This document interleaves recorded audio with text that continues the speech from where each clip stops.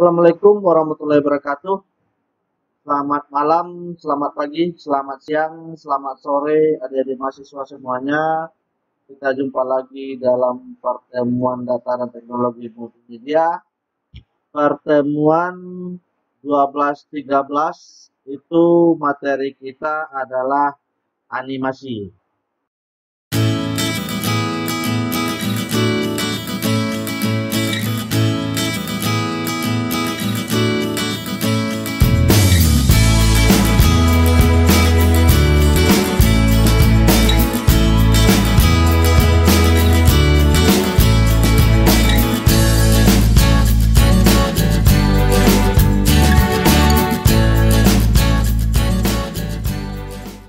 Oke, kita masuk materinya untuk animasi. Jadi animasi sederhana itu, proses jalan animasi itu juga didukung berdasarkan frame. Ya, jadi ada beberapa gambar yang diletakkan di masing-masing frame. Nah, gambar itulah yang bakalan membentuk animasi dalam satuan waktu. Misalkan ada 10 frame per detik, 2 frame per detik, dan lain sebagainya. Nah, di sini ada contoh, ada 6 gambar yang masing-masingnya dimasukkan di dalam frame. Jadi, gambar masing-masing ini dijalankan berdasarkan pewaktuan. Nah, sehingga gambar itu seolah-olah bergerak. Jadi, disinilah pemanfaatan dari konsep animasi sederhana. Nah, kalau kita cek dari sejarahnya, teknologi animasi itu, di sini ada Robert menemukan Peckhole dan John Gray menemukan Cell pada tahun 1914. Jadi tahun 1914 itulah cikal bakal munculnya animasi sebagai sebuah metode ataupun prinsip produksi animasi menggunakan animasi gambar manual. Nah, yang model Peckhole itu adalah gambar yang ditulis pada kertas, pada masing-masing kertas 1, kertas 2, kertas 3, dan seterusnya. Kemudian ada dipahat atau ditanamkan kayu dan lain sebagainya agar gambar ini, kertas ini tidak bergeser.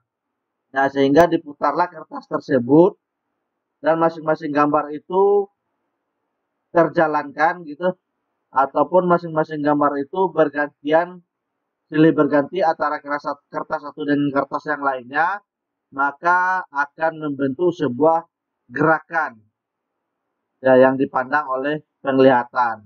Nah, proses gerakan yang per kertas ini menjadi dalam bentuk animasi. Nah, kalau yang modelnya sel itu ada beberapa gambar. Jadi yang digambar di dalam lembaran-lembaran yang masing-masingnya membentuk animasi tunggal.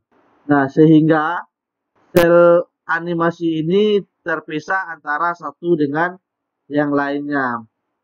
Nah, jadi masing-masing gambar ini digambar pada celluloid sheet. Sehingga disinilah muncul kata sel animasi.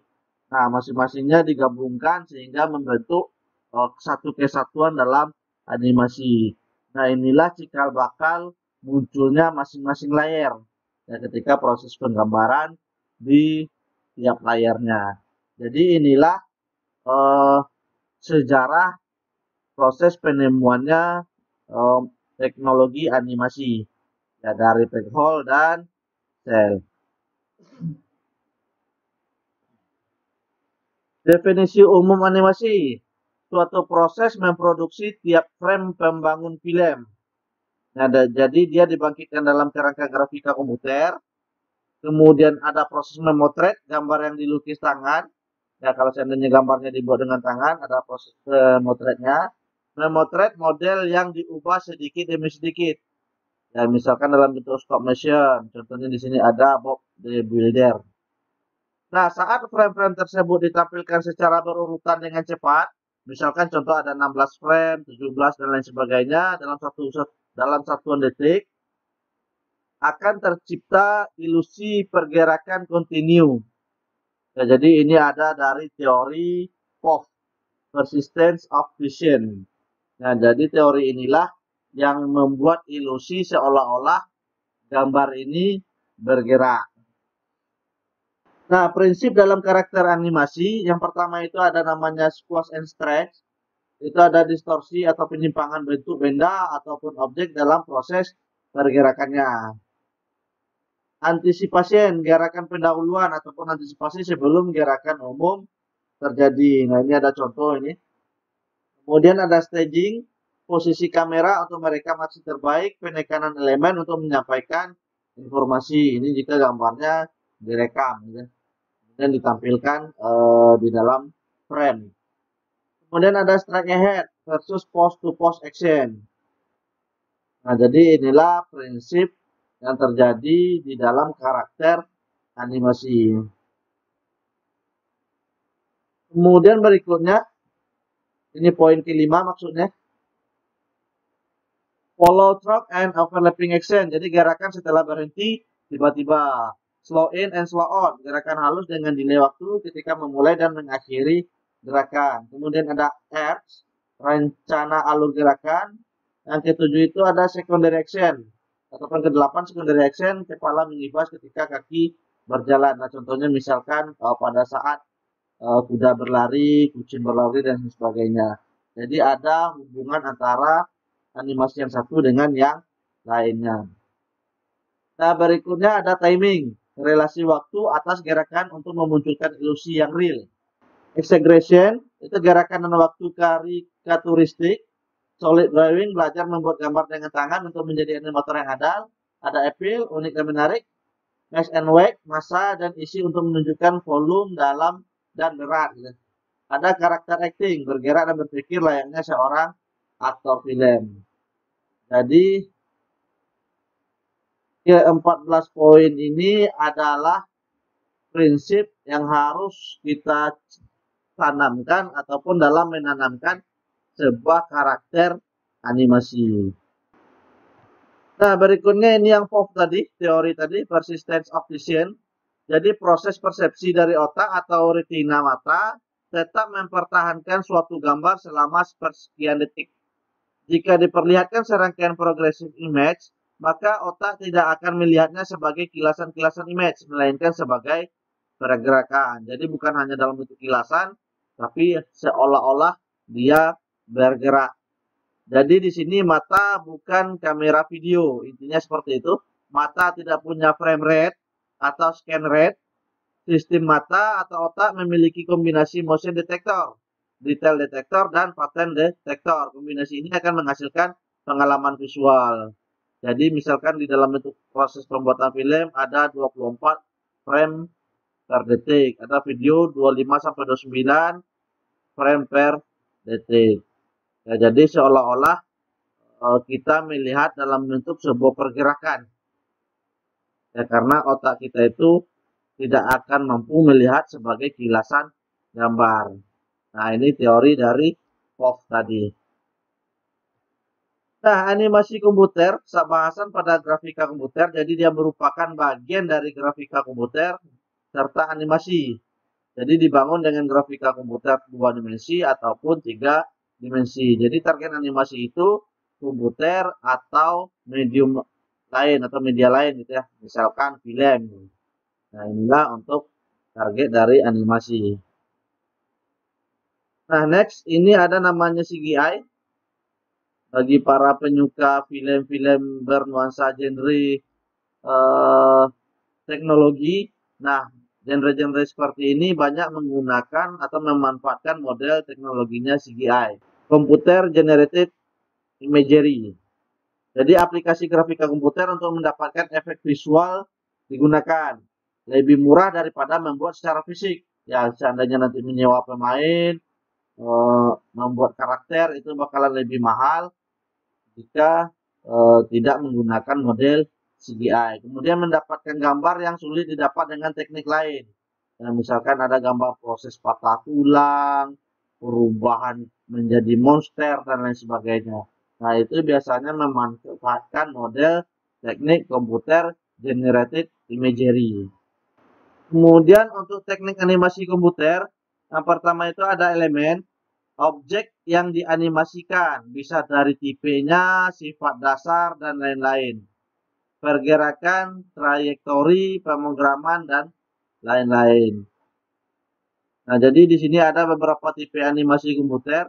Ada rigid body animation, articulate structure animation, dynamic simulation, particle animation, behavioral animation. Nah, ini di sini ada contoh logo Pixar. Nah, bagi yang penyuka film animasi, ini tidak asing lagi untuk logo Pixar. Jadi, objek yang diambil untuk logonya itu adalah lampu belajar. Nah, jadi seolah-olah lampu belajar ini hidup, tapi tidak tidak menyisihkan karakter dasar dari si lampu ini, atau tipenya, sifat dasarnya, dia bisa menyala dan lain sebagainya. Hanya saja dia dibuat hidup dan dia tidak punya kaki, sehingga untuk proses bergerakannya dia melakukan lompatan. Nah, kira-kira seperti itu. Jadi itu elemen dasar yang tidak boleh dihilangkan dalam proses pembuatan animasi pada sebuah objek. Nah, ini pengertian yang tadi, teknik-teknik animasi tadi. Yang rigid body animation ini adalah teknik yang paling tua. Jadi dia model animasinya itu merender scene 3 dimensi.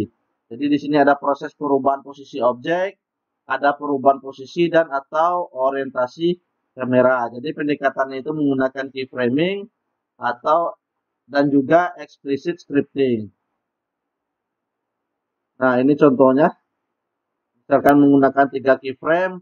Nah, nanti di praktikum kita bakalan ketemu seperti ini. Frame pertama, keyframe kedua, keyframe ketiga. Sehingga pergerakannya melewati masing-masing frame. Kalau seandainya ada 7 frame, berarti ada 7 proses titik yang harus dilewati. Ini modelnya untuk yang keyframing. Nah, mengunci dari titik animasi. Kemudian ada yang namanya explicit scripting. Jadi biasanya dibantu dengan GUI untuk menentukan trajektori pergerakan. Nah, kalau tadi harus menentukan masing-masing keyframe-nya, sekarang tinggal membuat jalur gitu ya dengan menggunakan explicit scripting. Jadi ketika modelnya contoh di sini ada pesawat terbang, dia bakalan mengikuti sampai kondisi akhir.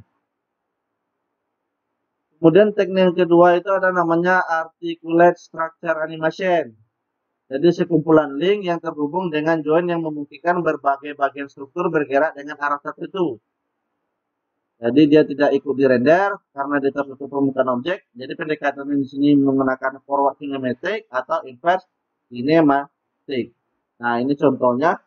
Jadi masing-masing titik itu ada di bagian dalam dari si objek. Jadi pergerakannya itu bakalan menyesuaikan dari gerakan objek. Nah, ini yang membutuhkan proses pergerakan banyak, dapat menggunakan model teknik yang seperti ini. Nah, forward kinematic itu animator harus menspesifikasikan secara eksplisit semua pergerakan dari tiap bagian articulate structure. Ini yang low level approach-nya. Articulate structure itu dipandang sebagai hierarchy node. Nah, yang inverse kinematic itu animator hanya menspesifikasikan pergerakan ujung-ujung dari struktur. Nah, ini sebutannya sebagai high level approach. Jadi tidak memberikan kebebasan kepada animator untuk membangun karakter pergerakan. Dan yang ketiga itu ada namanya dynamic simulation. Ini menggunakan model physically based animation. Berlaku hukum gaya dan mekanika Newton. Jadi gaya gravitasi, gaya gesek, gaya pegas, dan lain sebagainya. Program untuk mensimulasikan interaksi berbagai gaya dalam scene. Lebih dari satu objek perlu collision detection ataupun collision response. Ini yang model dynamic. Nah, ini contohnya misalkan proses pergerakan mobil. Kalau dia berbelok sudutnya harus seperti apa, memutar harus seperti apa, kalau miring harus seperti apa, dan lain sebagainya. Dan ini menggunakan hukum Newton tadi. Nah, next itu yang keempat ada namanya particle animation. Itu beberapa fenomena dapat dimodelkan dengan menyusun skrip yang menunjukkan pergerakan dan rendering sejumlah besar partikel. Nah, contohnya di sini bisa untuk bikin animasi badai pasir, kembang api, dan air terjun. Nah, ini contoh model animasi partikel. Nah, yang kelima ada behavioral animation. Elaborasi dari animasi partikel. Jadi setiap entitas memiliki sekumpulan aturan yang mengatur kelakuannya sebagai fungsi dari hubungan dengan entitas di sekitarnya. Jadi contoh klasiknya di sini ada Floki pada burung ataupun ikan. Jadi kontrolnya itu vektor arah secara global. Selalu ingin berkumpul dekat dengan kelompoknya, menghindari tabrakan dalam kelompok. Nah, inilah model yang kelima. Aturan untuk mensimulasikan flocking behavior. Collision avoidance itu menghindari tabrakan dengan sesama entitas dalam kelompok.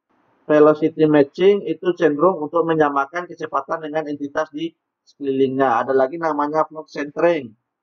Itu cenderung ingin berdekatan dengan entitas di sekelilingnya. Kemudian ada lagi namanya morphing. Jadi ini transformasi objek dari satu bentuk ataupun warnanya nanti ke bentuk ataupun warna yang lain. Jadi contoh sederhananya di sini ada keyframe-nya itu K1, K2, kemudian dia berubah menjadi K tambah 1. Nah, sehingga di bagian tengah dari antara 1 dan 2 ini membentuk keyframe dengan poin K3. Nah, ini contoh yang morphing dengan interpolasi linear. Jadi tadi ada poin keyframe K, 1 K2, kemudian di antara 1, 2, 1, 2 itu ada penambahan poin, add point. Nah, add point inilah yang bakalan merubah menjadi 1, 2, dan 3 dengan kondisi morphing tadi. Jadi perubahan objek ataupun warna dari satu bentuk ke bentuk yang lainnya. Nah, ini contohnya. Jadi ada perubahan warna bunga dari warna ungu berubah, kelopaknya juga berubah.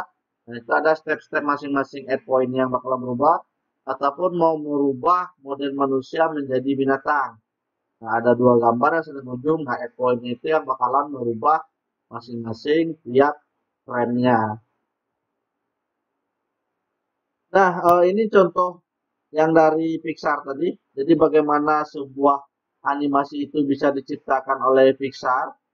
Nah, bagi yang suka animasi, ini tidak asing lagi film-film animasi yang disuguhkan oleh Pixar. Jadi bagaimana Pixar itu melakukannya? Secara sederhana ada beberapa hal dari mulai awal pembangunan ide cerita sampai nanti cerita itu disuguhkan ke penontonnya. Nah, kita lihat yang bagian pertama itu ada proses mencari ide yang kira-kira senada gitu, ataupun ide yang memiliki nada ataupun ada ide yang unik yang akan mau disuguhkan. Nah, contohnya di sini sudah menemukan ada proses ataupun ada animasi Monster Inc. misalkan. Nah, di poin 2 kita bisa lihat dia menemukan sebuah ide bagaimana sebuah monster itu tidak ditakuti oleh anak kecil. Nah, bagaimana ide itu bisa dijalankan. Nah, setelah idenya itu ketemu, kemudian mulai proses pembuatan teks gitu ya, teks ceritanya ataupun teks model apa namanya model teks yang mewakili dari jalan cerita animasinya, dan itu sudah mulai dibuatkan.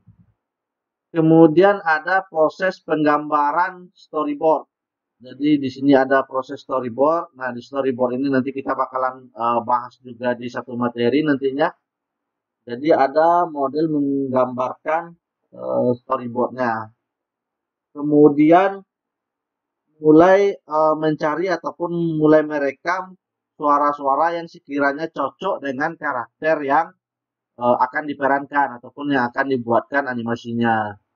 Nah, jadi tidak sembarangan juga dalam proses menanamkan ataupun merecord suara yang akan dipakai di masing-masing karakter animasi. Nah, berikutnya itu mulai melakukan ataupun editorialnya itu bagian pengeditan mulai membuat di sini kita membuat gulungan gitu ya. Jadi mulai disatukan antara suara, jalan cerita dan lain sebagainya itu mulai disiapkan. Nah, yang keenam itu prosesnya itu ada di bagian seni. Jadi dia mulai menciptakan tampilan, nuansa, karakter, dan apanya semuanya ada di departemen ini. Jadi dilempar lagi, ini sudah dibuat, misalkan storyboardnya ada, dan bagaimana gambar ataupun karakter, bentuk tampilan gitu ya, perasaan masing-masing karakter itu mulai diciptakan. Nah, jadi proses ketujuh ini itu mulai memodelkan si karakter yang tadi. Jadi mulai ada proses artikulasi eh, karakter yang akan dibuat. Kemudian berikutnya itu mulai menyiapkan atau menggunakan set. Kalau di dapur ada gambar dapurnya, di ruang tengah ada gambar ruang tengahnya sesuai dengan kondisi tempat yang akan mau diciptakan. Nah, mulai proses pengambilan layout. Poin ke-9 ini artinya mulai melakukan proses mengatur shoot dari masing-masing karakter. Yang mana yang mau ditonjolkan ataupun yang mau ditampilkan. Kemudian berikutnya mulai proses shoot animasinya. Nah, berikutnya itu mulai proses menambahkan ataupun mengeset area tadi, setnya tadi, maupun karakternya itu sehingga memiliki corak, bisa saja dalam bentuk fill ataupun dalam bentuk pewarnaan. Nah, berikutnya itu mulai diatur pencahayaan. Nah, jadi sehingga nanti ketika selesai tampilannya enak atau tampilannya itu bakalan enak dilihat. Nah, mulai melakukan proses render. Nah, jadi yang dibuat tadi itu mulai dirender dengan menggunakan komputer tentunya. Kemudian jika ada yang kurang ditambahkan sentuhan akhir. Nah, ini secara sederhana Pixar bagaimana membuat sebuah ide dalam proses membuat animasinya. Mulai dari menyiapkan ide cerita sampai ke sentuhan akhir jika ada beberapa bagian yang dirasa masih kasar ataupun yang dirasa masih kurang. Nah, berikutnya untuk jenis-jenis animasi, ada animasi cel tadi yang hand drawn animation, ada beberapa animasi yang secara terpisah, kemudian disatukan, sehingga dalam bentuk sebuah material film. Kemudian ada animasi frame, animasi lembar buku di sini yang seperti di awal tadi. Nah, di sini contohnya bisa menggunakan flash. Kalau seandainya nanti kita ketemu di praktikum, kita nanti juga bakalan menggunakan aplikasi flash. Jadi di sini masing-masing frame diisi objek, frame digerakkan dengan kecepatan tertentu. Kemudian ada lagi namanya animasi sprite. Pada animasi sprite, gambar digerakkan dengan latar belakang yang diam. Jadi sprite di sini adalah bagian dari animasi yang bergerak secara mandiri. Nah, contohnya di sini menggunakan Macromedia Director. Nah, ada lagi yang namanya animasi patch. Animasi dari objek yang bergerak sepanjang garis kurva yang ditentukan sebagai lintasan. Jadi dibuatkan lintasannya, ini cocok untuk misalkan pesawat terbang, pergerakan bola, hembusan angin pada kertas, dan lain sebagainya. Animasi spline, representasi matematis dari kurva. Jadi gerakan objek tidak hanya mengikuti garis lurus, melainkan berbentuk kurva. Animasi vektor mirip dengan animasi sprite, menggunakan rumus matematika untuk menggambarkan sprite-nya. Animasi karakter, jadi biasanya terdapat di film-film kartun. Semua bagian dalam film kartun selalu bergerak bersamaan. Nah, berikutnya ada yang namanya visual effect. Jadi di sini ada motion dynamic, efek yang disebabkan perubahan posisi terhadap waktu. Ada update dynamic, efek yang disebabkan perubahan pada suatu objek, bisa bentuk, bisa warna, bisa struktur, tekstur, dan lain sebagainya. Kemudian perubahan cahaya, posisi, orientasi, dan fokus kamera. Nah, ini yang komputer based animation, teknik pengolahan animasi menggunakan komputer dengan tool untuk membuat visual effect. Jadi di sini dimulai dari proses input, jadi digitalisasi untuk membentuk keyframe, composition stage. Jadi foreground, background dikombinasikan untuk masing-masing frame-nya. Kemudian ada namanya in between process. Jadi gerakan satu posisi ke posisi lain dengan interpolasi. Kemudian ada pengubahan warna ya, dengan CLUD, color lookup tabel pada frame driver. Nah, bahasa animasi. Nah, jadi dalam proses pembuatan animasi itu ada bahasa yang digunakan. Yang pertama itu ada yang modelnya linear list notation. Semua event dalam animasi ditulis dengan sebuah awal dan akhir nomor frame dan sebuah aksi yang akan dilakukan pada suatu koordinat tertentu. Misalkan ada frame 42, 53, B, rotate, palm, 130, dan lain sebagainya. Nah, sini contohnya menggunakan program Evo Scan Format. Yang kedua itu ada modelnya General Purpose Language. Dilakukan dengan menempelkan animasi pada bahasa pemrograman biasa. Nilai dari variabel pada bahasa pemrograman tersebut dijadikan sebagai parameter untuk prosedur untuk membuat animasinya. Nah, contohnya di sini ada asas. Itu bahasa yang dibuat dengan menggunakan LSP. Nah, ada lagi yang model graphical language. Jadi bahasa visual yang mampu memvisualisasikan aksi dari perintah-perintah untuk membangun animasi. Nah, di sini banyak sekali contohnya. Ada Genesis, ada Dial, ada S-Dynamic System, dan masih banyak yang lainnya. Untuk metode mengontrol animasi, itu ada beberapa metode yang bisa digunakan. Yang pertama itu ada namanya Full Explicit Control.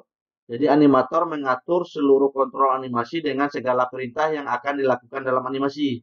Bahkan untuk data seperti interpolasi dan rotasi dilakukan secara eksplisit atau berdasarkan inputan dari mouse, keyboard, ataupun dari joystick. Ada lagi yang model kedua ataupun metode yang kedua itu procedural control. Berdasarkan komunikasi antar objek untuk mendapatkan propertinya. Contoh yang terjadi adalah kontrol antara satu objek dengan objek yang lain. Nah, yang ketiga itu ada namanya constraint based system. Jadi pengontrolan terjadi karena pengaruh objek lain, di mana objek tersebut berinteraksi. Yang keempat, tracking live action, itu pengontrolan terjadi berdasarkan kenyataan yang ada sesuai dengan dunia nyata. Yang kelima itu ada namanya kinematic and dynamic. Kinematic itu berdasar posisi dan kecepatan dari poin. Nah, untuk transmisi animasi ada yang namanya symbolic representation. Jadi di sini ada objek animasi. Nah, contohnya saja misalkan bola itu direpresentasikan bersama dengan perintah operasinya. Bola digelindingkan. Kemudian di sisi penerima baru ditampilkan. Ukuran file lebih kecil, waktu untuk mendisplay akan lebih lama. Harus ada scan converting terlebih dahulu. Ini yang untuk symbolic representation. Yang kedua itu ada namanya pixmap representation. Pixmap itu ditransmisikan semua dan ditampilkan di sisi penerima. Waktu transmisi lebih lama, namun waktu mendisplay lebih cepat. Ini proses transmisi dari animasi. Nah, kemudian ada yang namanya flash dan animasi web. Ini yang paling banyak sekali dimanfaatkan. Jadi animasi web atau animasi GIF atau video embed, format yang paling populer untuk animasi web adalah Shockwave Flash atau kita singkat dengan SWF. Jadi ada format filenya itu ekstensinya itu adalah .swf. Jadi di sini memerlukan bandwidth yang lebih rendah dibandingkan video dalam format bitmap. Animasi vektor tidak sepenuhnya didukung ataupun dapat ditampilkan dibandingkan dengan bitmap. Jadi ada plugin khusus. Kemudian mendukung scripting language yang disebut ActionScript. Nah, ini ya, dan inilah yang bakalan kita pelajari nanti pada pemrograman animasi menggunakan Flash. Ada namanya timeline dan stage. Jadi representasi grafik yang terdiri dari kumpulan frame. Animasi dapat dibuat pada single frame pada suatu waktu dengan menambahkan keyframe pada timeline secara sequential. Nah, ini nanti di praktikum bakalan kita lebih paham apa itu timeline dan stage. Nah, di sini stage itu merupakan dari sub window di mana frame dibuat dengan menggunakan objek. Jadi seolah-olah tempat pertunjukan animasinya itu ada di panggung ini ataupun di stage. Jadi menggambar objek, drawing tool, import animasi text, outline font, layar dapat dipergunakan untuk mengorganisasikan elemen frame. Nah, jadi nanti kita juga bekerja berdasarkan beberapa layer. Ada lagi namanya simbol dan twinning.